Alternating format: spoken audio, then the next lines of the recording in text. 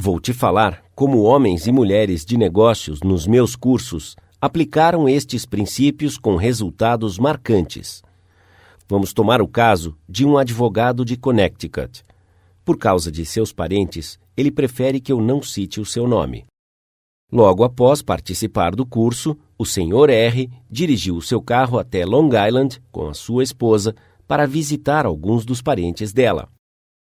Ela o deixou conversando com uma velha tia sua e então saiu correndo para visitar alguns de seus parentes mais jovens. Já que logo ele daria um curso profissional sobre como aplicou os princípios de apreciação, ele pensou em obter alguma experiência valiosa conversando com a senhora de idade. Então, ele olhou ao redor da casa para ver o que ele poderia sinceramente admirar. Esta casa foi construída em 1890, não é? Ele perguntou. Sim, ela respondeu. Este foi exatamente o ano em que foi construída. Isso me lembra da casa em que eu nasci, ele disse. É linda, bem construída, espaçosa. Sabe, eles não constroem mais casas assim. Você tem razão, a senhora concordou. Os jovens de hoje em dia não se importam mais com lindas casas. Tudo o que eles querem é um pequeno apartamento e depois eles saem vagando por aí em seus carros. Esta é a casa dos meus sonhos, ela disse com uma voz vibrante, cheia de memórias doces. Esta casa foi construída com amor. Meu marido e eu sonhávamos com ela, anos antes dela ser construída. Não tínhamos um arquiteto, nós planejamos tudo sozinhos. Ela mostrou a casa para o Sr. R., e ele expressou a sua admiração sincera pelos lindos tesouros que ela havia colecionado em suas viagens e que ela tratara com carinho durante a sua vida. Chales de Paisley, um conjunto de chá inglês antigo, porcelana Wedgwood, cama e cadeiras francesas, pinturas italianas e cortinas de seda que uma vez foram usadas em um castelo francês. Após mostrar a casa ao Sr. R., ela o levou para a garagem. Lá, em cima de blocos, estava um carro Packard, novinho em folha. O meu marido comprou o carro para mim um pouco antes de morrer, ela disse em voz baixa. Nunca mais andei nele, desde a sua morte. Você aprecia coisas boas, e eu gostaria de dar-lhe este carro. Puxa, tia, ele disse, não sei o que dizer. Eu aprecio a sua generosidade, é claro, mas eu não posso aceitá-lo. Não sou nem parente seu. Eu tenho um carro novo e a senhora tem muitos parentes que gostariam de ganhar este Packard. Parentes? Ela exclamou. Sim, eu tenho parentes que estão apenas esperando eu morrer para que possam pegar o carro. Mas eles não vão pegá-lo. Se a senhora não quer dá-lo a eles, a senhora podia facilmente vendê-lo a um comerciante de carros usados. Ele disse a ela. Vendê-lo? Ela exclamou. Você acha que eu quero vendê-lo? Você acha que eu poderia aguentar ver estranhos andando para cima e para baixo naquele carro, no carro que o meu marido me comprou? Eu nem sonho em vendê-lo. Vou dá-lo a você. Você aprecia coisas lindas. Ele tentou de tudo para não aceitar o carro, mas não queria magoá-la. Esta senhora, sozinha em uma casa enorme, com os seus chales de Paisley, as suas antiguidades francesas e as suas memórias, estava desejosa de um pouco de reconhecimento. Ela já tinha sido linda e desejada. Uma vez, ela havia construído uma casa cheia de amor e havia colecionado coisas de toda a Europa para deixá-la bonita. Agora, na solidão e isolamento da velhice, ela desejava um pouco de calor humano, um pouco de apreciação sincera. E ninguém havia dado isso a ela. E quando ela a encontrou, como uma fonte no deserto, ela não podia expressar a sua gratidão de outra forma que não fosse a dádiva de seu Packard querido. Vamos tomar outro caso. Donald M. McMahon, que era superintendente da Lewis e Valentine, arquitetos de jardins e paisagismo, em Rye, Nova York, relatou este incidente. Logo após participar da palestra sobre como fazer amigos e influenciar pessoas, eu estava fazendo o paisagismo na propriedade de um advogado famoso. O proprietário veio para dar-me algumas instruções.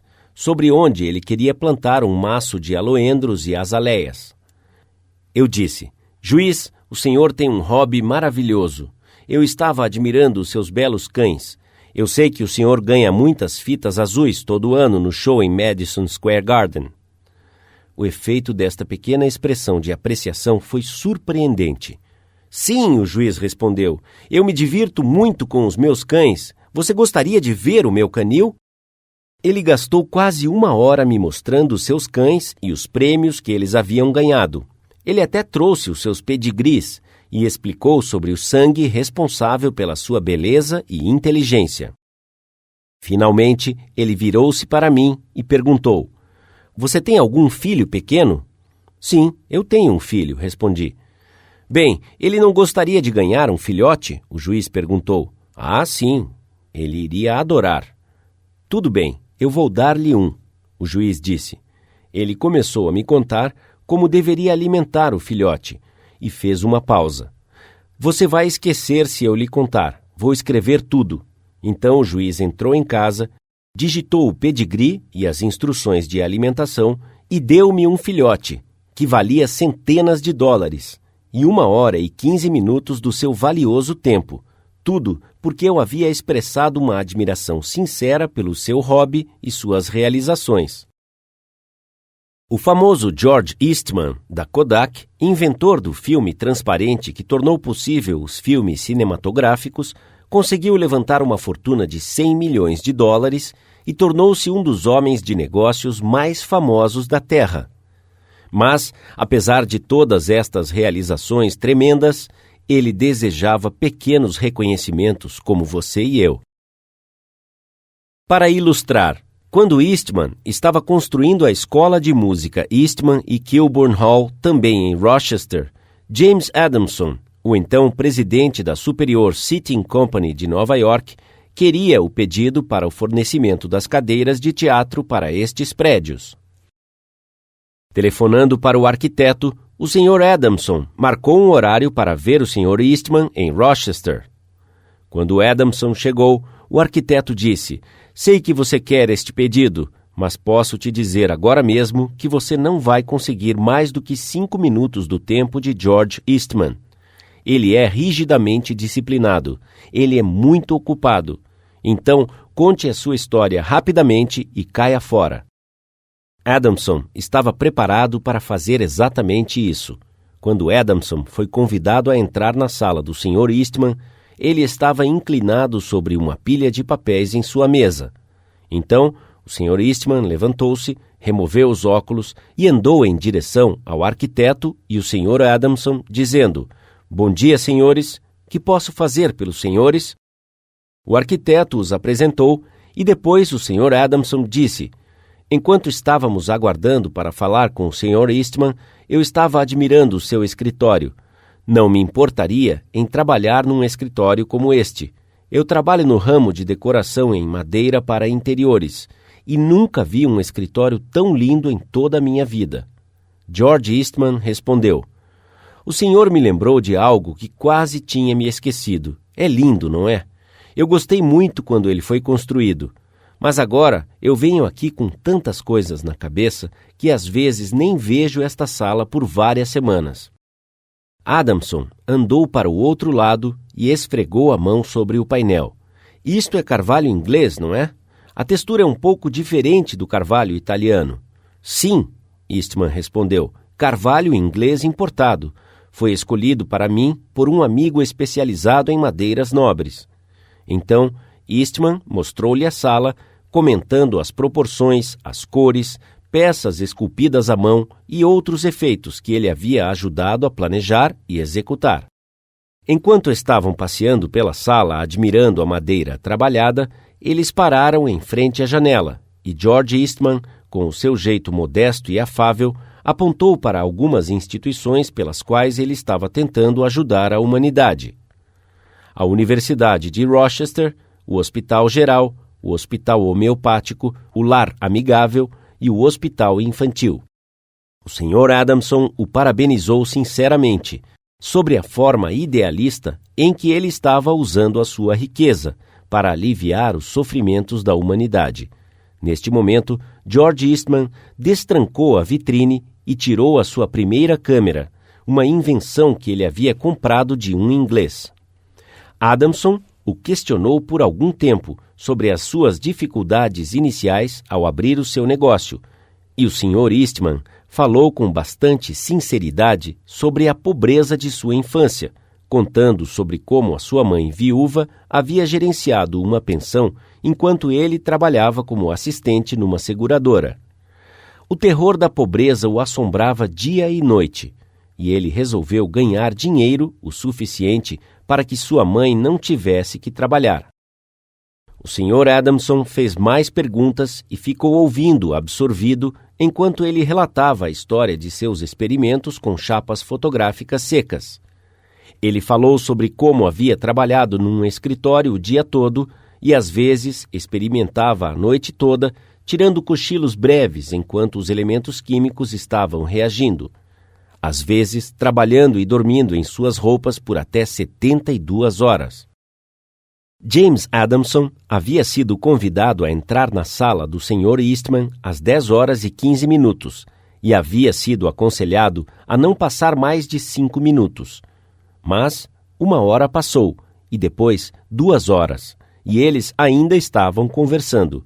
Finalmente, George Eastman virou-se para Adamson e disse: "A última vez que eu estive no Japão, eu comprei algumas cadeiras, trouxe-as para casa e as coloquei no meu solário.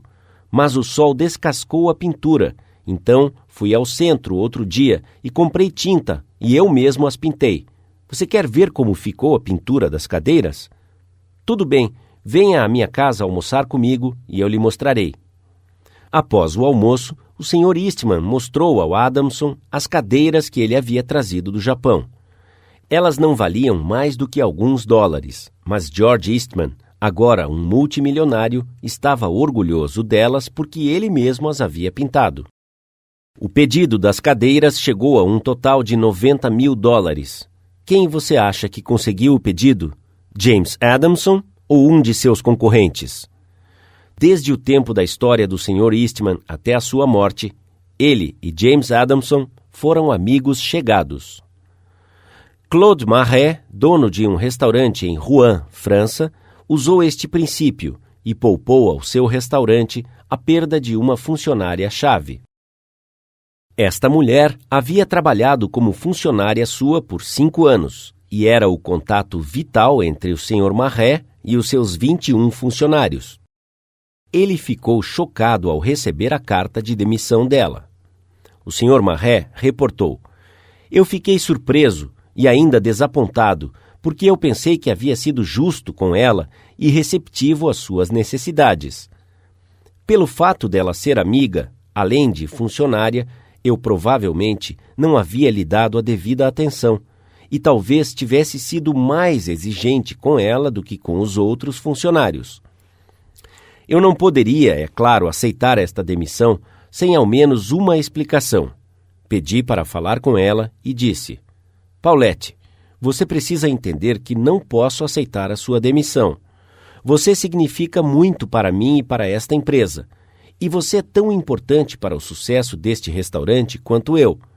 Eu repeti isso na frente de todos os funcionários e convidei-a para vir à minha casa e reforcei a minha confiança nela com a minha família presente. Paulette desistiu de sua demissão e hoje tenho mais confiança nela do que jamais tive. Reforcei isso frequentemente, expressando a minha apreciação pelo que ela faz e demonstrando-lhe como ela era importante para mim e para o restaurante. Fale com as pessoas sobre si mesmas, disse Disraeli, um dos homens mais sábios que já governaram o Império Britânico.